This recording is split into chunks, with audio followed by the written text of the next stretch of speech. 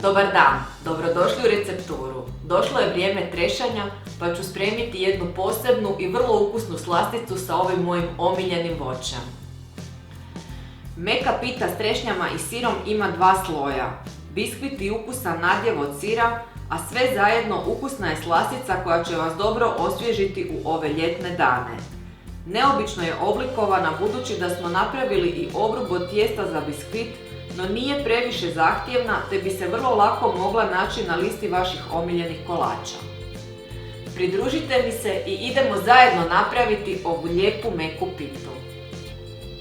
Za tijesto trebamo jaja, sol, šećer, vanilin šećer, maslac sobne temperature, svježi sir, glatko brašno, prašak za pecivo, limunovu koricu i jogurt.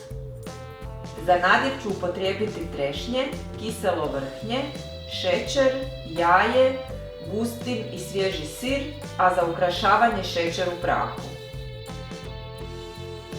Za početak ću razbiti jaja i ubaciti ih u posudu. Dodajem šećer, vanilin šećer i sol. Sve ću pjenasto umutiti.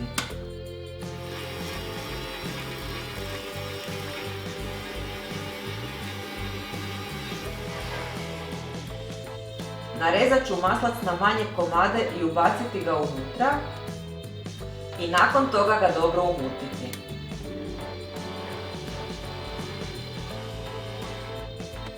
Naribat ću limunovu koricu. Ovaj limun je dosta velik pa će im biti malčice više, ali ništa zato. Ubacit ću naribanu koricu i sve kratko promiješati.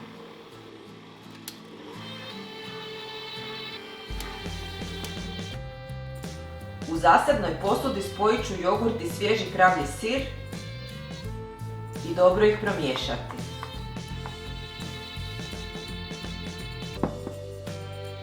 U drugoj posudi spojit ću brašno s praškom za pecivo i također sve promiješati.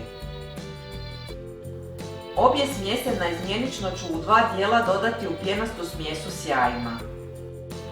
Prvo brašno i prašak za pecivo, a zatim jogurt i svježi sir. Umutit ću ovaj dio smjese.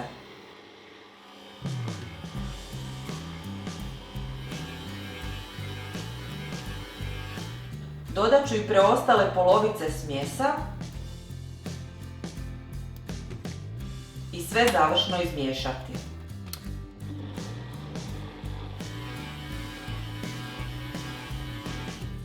Miješanje je gotovo. Spustit ću još tijesto s metlice, te ga prekriti s krpom i ostaviti da odstoji 15 minuta. Ako to niste učinili ranije, za ovo vrijeme možete očistiti trešnje. Tijesto je odstajalo, pa ću s margarinom namastiti protvan veličine 36 x 20 cm, te ga pobrašniti sa svih strana. U protvan ćemo na dno nasipati 2/3 tijesta, pa ću ga prije toga raspodijeliti već u posudi.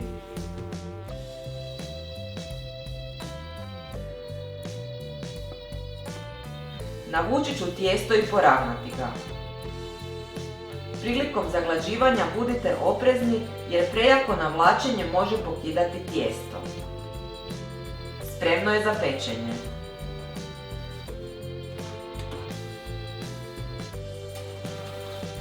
Peče se u zagrijanoj pečnici na 200 stupnjeva 15 minuta. Dok se tijesto peče izradit ću nadjev. Prvo ću ubaciti vrhnje i zatim dodati svježi sir te ih izmiješati.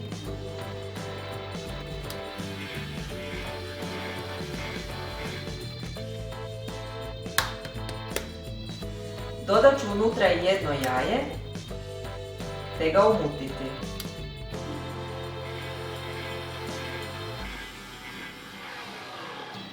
Dodajem i šećer kojeg ću isto umutiti. Na kraju stavljam gustin i slijedi završno miješanje.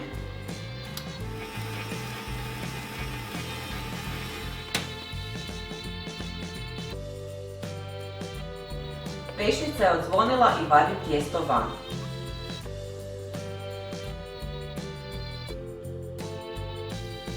Sada ću po njemu rasporediti očišćene trešnje. Svakako vodite računa da ostavite prazan prostor između trešnji i ruba, otprilike centimetar ili malo više, a uskoro ćete vidjeti zašto. Trešnje ću preliti s nadjevom od sira i vrhnja. Rub i dalje ostavite prazan, no ako iscuri malo nadjeva nije nikakav problem. Evo ga.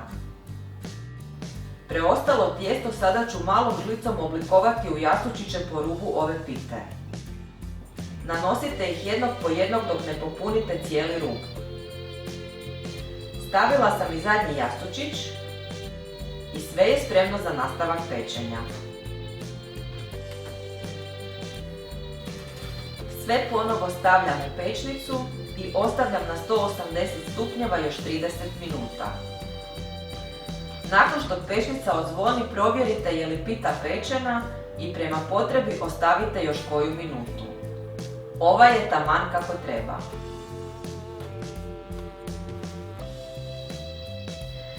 Pečenu pitu ohladite na sobnu temperaturu, a nakon toga prema želji može i u frižider. Neposredno prije posluživanja posućuje sa šećerom u prahu. On će se na ovom središnjem dijelu lijepo otopiti i spojiti s nadjevom i trešnjama. Evo, sve je spremno. Ovo mi je prvi ovogodišnji kolač sa trešnjama i baš mu se veselim.